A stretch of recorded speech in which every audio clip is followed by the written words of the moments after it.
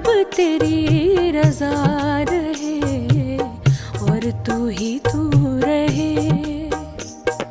बाकी न मैं रहूं, बाकी न मैं रहूं, ना मेरी आरज़ू रहे, या रब तेरी रजा रहे और तू।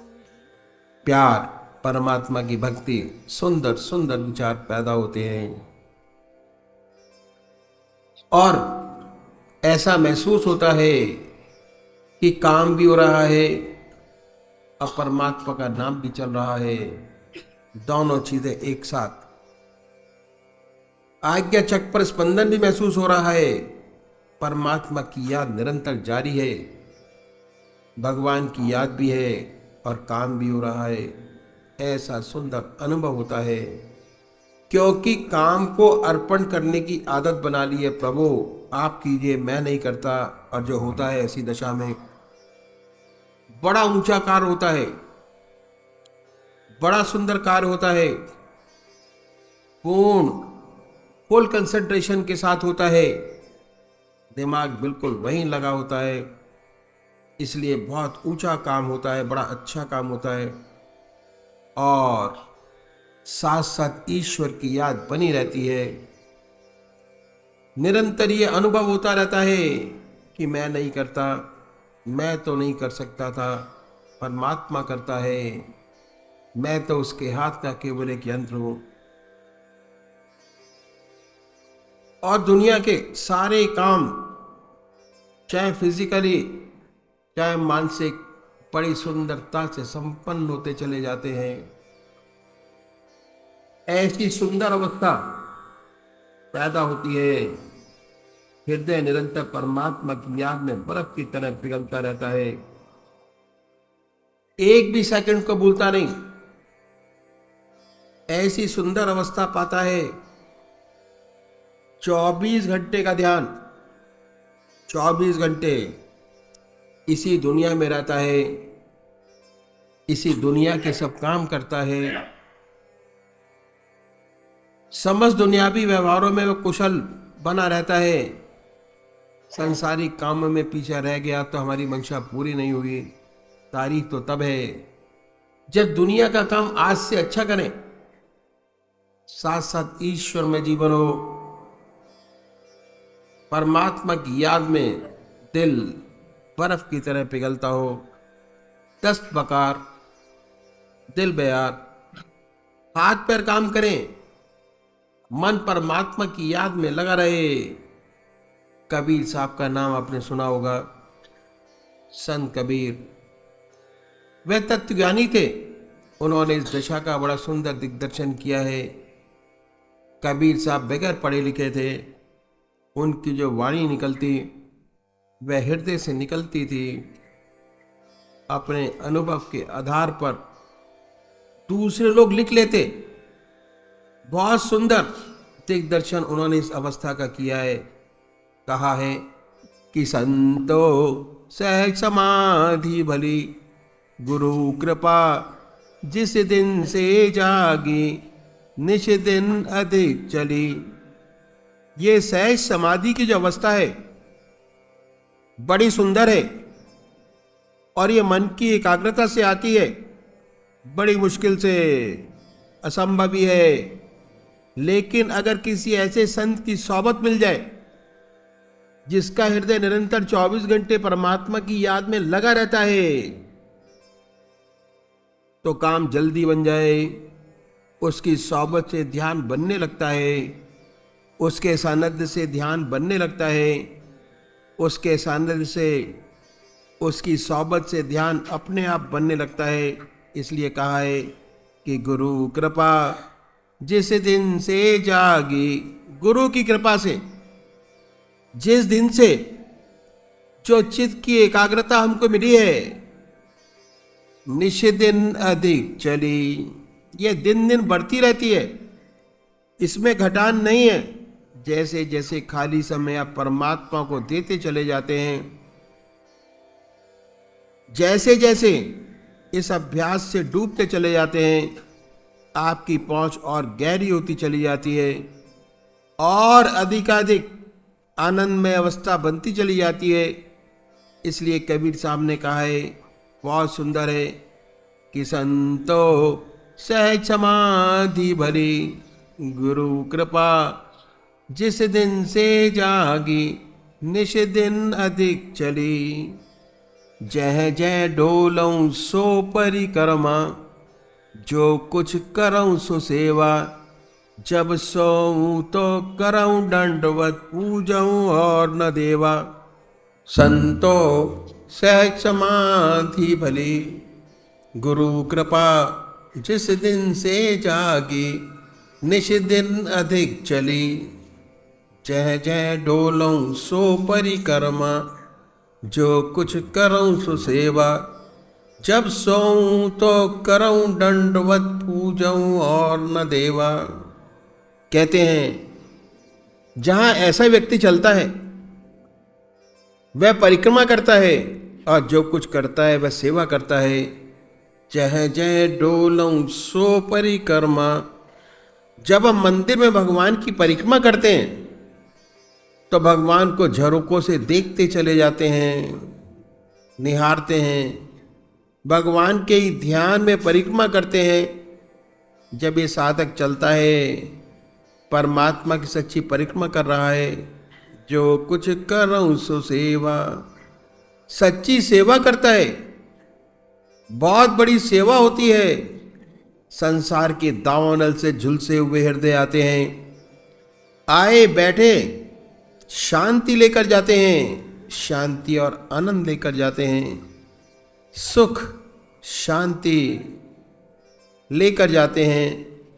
कैसी सच्ची सेवा है, दूसरों की आत्मा प्रसन्न होती है, सच्ची सेवा होती है। जह जह डोलऊं सो परिक्रमा, जो कुछ करऊं सो सेवा। जब सोऊं तो करऊं दंडवत, पूजऊं और न देवा। ऐसा व्यक्ति जब सोता है भगवान को साष्टांग प्रणाम करते हैं, उस समय हर व्यक्ति का हृदय परमात्मा में लगा रहता है।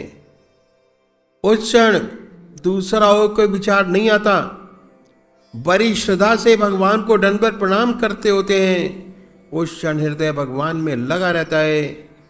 इस साधक का हृदय जब सोता है परमात्मा की गहरी याद में डूबा होता है, वह सो नहीं रहा, परमात्मा को दंडवत प्रणाम कर रहा है।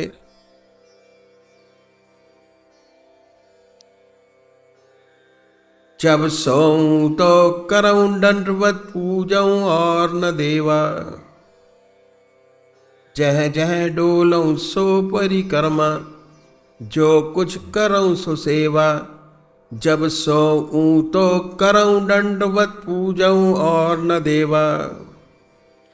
कहूँ सो नाम, सुनऊं सो सिमरन, खाऊं पीऊं सो पूजा। ग्रह उजाड़ एक सम लेखऊं, भाव मिटाऊं दूजा।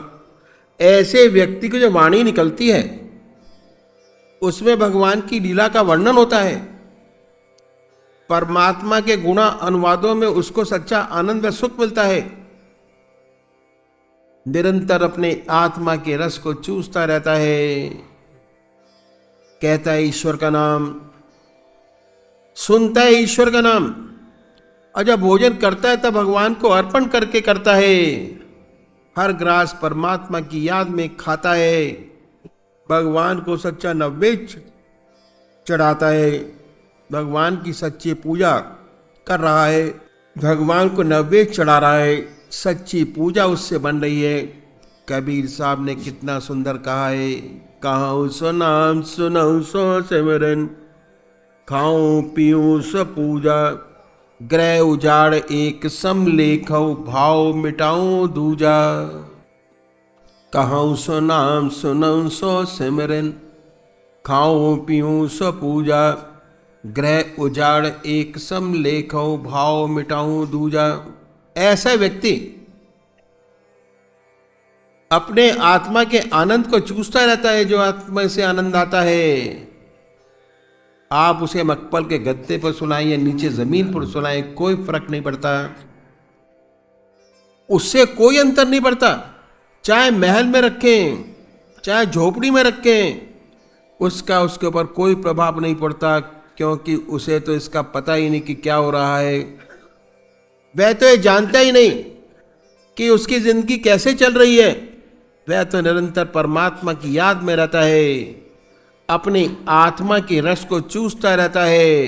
इस सेवक के गुरुदेव कहा करते थे, बहुत सुंदर बात कहते थे कि निशाते जिंदगी है, निशाते जिंदगी है, जिंदगी का यूं बसर होना। निशाते जिंदगी है, जिंदगी का यूं बसर होना। निशाते जिंदगी में जिंदगी से बेखबर होना। निशाते जिंदगी है, जिंदगी का यूं बसर होना। निशाते जिंदगी में जिंदगी से बेखबर होना। सबसे ऊंची जिंदगी है। सारे वैभव आपके पास मौजूद हैं, गाड़ी है, बंगला है, लेकिन इसका एहसास ही नहीं। उसको उन सब वैभवों का एहसास रत्ती व नहीं। उसका हृदय तो निरंतर अपने आत्मा के रस को चूसता रहता है, लगा रहता है, उसी का आनंद को निरंतर लेता रहता है। ये सच्ची जिंदगी। ग्रह उजाड़ एक सम लेखों, भाव मिटाऊं दूजा। निशाते जिंदगी है, जिंदगी का यूं बसर होना। निशाते जिंदगी में जिंदगी से बेखबर होना। एक और बात सेवक ने आज सुबह प्रवचन में बतलाई कि गीता में साधक की दृष्टि से 4 विशेष बातें। पहला आहार की शुद्धि, दूसरा विहार की शुद्धि, तीसरा अभ्यास, चौथा वैराग। वैराग का मतलब हम लोग बहुत गलत समझते हैं। वैराग का मतलब हम समझते हैं वो लोग जो घर बार छोड़ दें, बीवी बच्चे छोड़ दें, धन दौलत छोड़ दें, नौकरी व्यवसाय छोड़ दें, जंगल में जाके बैठ जाएं। हम उन्हें वैरागी कहते हैं कि इसको वैराग प्राप्त हो गया, जंगल में चला गया, गृहस्थ छोड़ दिया। वैरागी नहीं है, त्यागी है। उसने हर चीज को त्याग किया, त्याग कर कर चला गया। सच्चा वैरागी कौन है?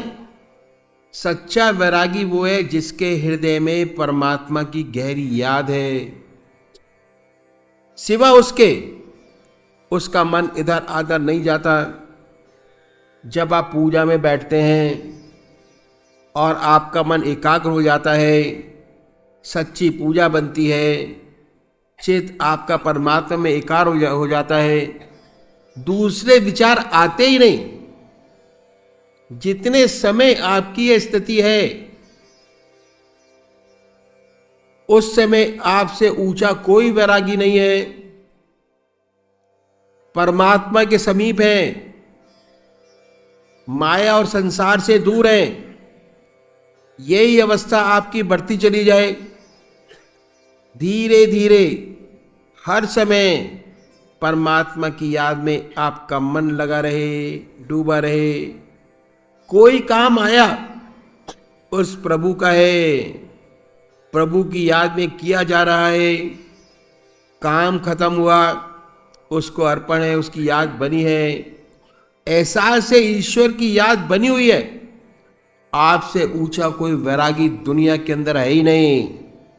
आप सच्चे वैरागी हैं, इसी दुनिया में हैं, इसी संसार में हैं, इसी ग्रस्त के अंदर हैं। लेकिन दुनिया की वस्तु आपको छुएगी नहीं, ये है वैराग। लेकिन दुनिया की वस्तु, ये है वैराग। और वैराग आता है अभ्यास से। त्याग करने से वैराग नहीं आता कभी भी। जैसे अभ्यास करने की समस्त पद्धति आपको बतलाई, कैसे भोजन करें, कैसे दातन कुल्ला करें, कैसे स्नान करें, कैसे परमात्मा के नाम को अपनी जिंदगी से जोड़ें, कैसे ईश्वर की याद निरंतर बनाए रखें। जैसे जैसे आपका ध्यान बढ़ता चला जाएगा, रहते इसी दुनिया में हैं, इसी संसार में, बच्चों के बीच, दफ्तर में आपके वैराग की अवस्था बढ़ती चली जाती है, सच्चे वैरागी बन जाते हैं। इसलिए कबीर साहब ने कहा है कि ग्रह उजाड़ एक सम लेखऊं, भाव मिटाऊं दूजा। ग्रह उजाड़ एक सम लेखऊं, भाव मिटाऊं दूजा। चाहे उसे महल में सुलाएं, चाहे उसे झोपड़ी में रखें, कोई फर्क नहीं पड़ता। एक सुंदर किस्सा याद आ गया जो आपके सामने रखूंगा। एक फकीर था, एक बादशाह था, राजा, उसका महल था, बीच में सड़क थी, सड़क की दूसरी तरफ एक फकीर की झोपड़ी थी। फकीर झोपड़ी में रहता। राजा की उठते बैठते कभी उस फकीर की ओर निगाह हो जाती थी। वह सोचता था, बेचारा बड़ा दुखी जीवन है, टाट पर सोता है, टाट पर बैठता है, लंगोटा बांध कर रहता है। सर्दी का मौसम आया, एक दिन बहुत ठंड पड़ रही थी, बहुत तीव्र सर्दी पड़ रही थी। राजा अपने महल में आया, सारे हीटर्स चालू करा दिए। इसके बाद पतली पतली रजाइयाँ, एक रजाई, दो रजाई, यहाँ तक नंबर 20 और 22 तक पहुंचा। एक के ऊपर एक रजाई पड़ती रही। सर्दी से बचने के लिए राजा की निगाह सामने फकीर की झोपड़ी में पड़ी तो क्या दिखता है, उस फकीर ने एक लक्कड़ में आग लगाई हुई है, लक्कड़ के सामने बैठा ध्यान में मस्त है। राजा ने सोचा, फकीर आज कितना दुखी हुआ होगा, कितनी परेशानी में होगा ठंड के कारण। थोड़ी देर बाद इस राजा को भी नींद आ गई और इसे होश नहीं रहा कि हीटर चालू है कि नहीं, ठंड है कि नहीं। थोड़ी देर बाद उस फकीर को भी नींद आ गई। वह लक्कड़ के पास लेट गया और एक टाट बिछा हुआ था, दूसरा ओढ़ कर सो गया, इसे भी नींद आ गई। लक्कड़ कब बुझा इसे क्या पता। जब सुबह राजा उठा तो सर्दी महसूस हुई। एक बार नीचे देखता है कि टाट पर वो फकीर लेटा हुआ है और एक टाट ओढ़े हुए है, वह लक्कड़ भी बुझा हुआ है। उसने अपनी बेटी से पूछा कि बेचारा बड़ा अभागा है, पर सो कैसे गया। ताज्जुब तो इस बात पर है कि नींद कैसे आ गई। बेटी, जिसकी बड़ी सात्विक प्रवृत्ति थी, उसने कहा कि पिताजी आप उसे बुलवा लीजिए और पूछ लिए कि वह कैसे सो गया, कैसे नींद आ गई, क्या हर्ज है। उसने बुलाने के लिए चौकीदार भेज दिया। चौकीदार गया और कहा कि राजा साहब ने आपको याद किया है। वह उठा और कहा कि अभी मैं 1 घंटे में आऊँगा। 1 घंटे बाद बादशाह साहब की खिदमत में हाजिर हो जाऊँगा। वह चौकीदार गया और बताया कि वह 1 घंटे बाद आएगा। राजा को नागवार महसूस हुआ कि मैंने उसे बुलाया था, फौरन दौड़ के आना चाहिए था।